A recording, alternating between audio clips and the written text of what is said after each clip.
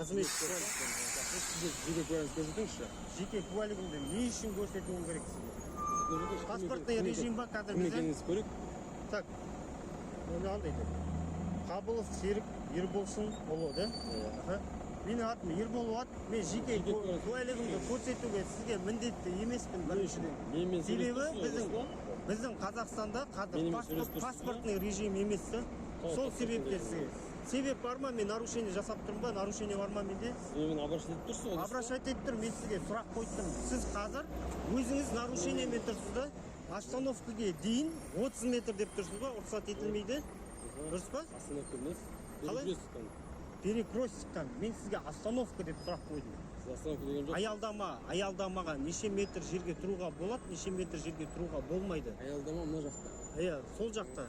Енді мына знак көріп тұрсыз ғой, да? Көріп тұрсыз ғой знакты, да?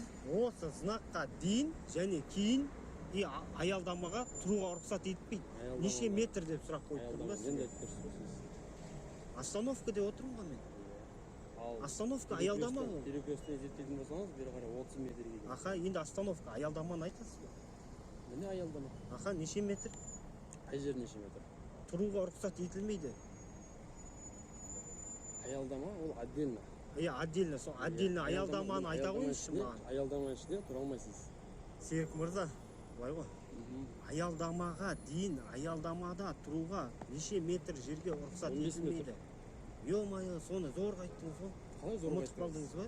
Қалай зорға айттыңыз? Маған адам бер сұрап отырмын ғой. Сіз мен тексерейін деп тұрсыз ба? Жоқ, тексерейін тұрған жоқ. Егер мен білім тексеретін болсаңыз, сіз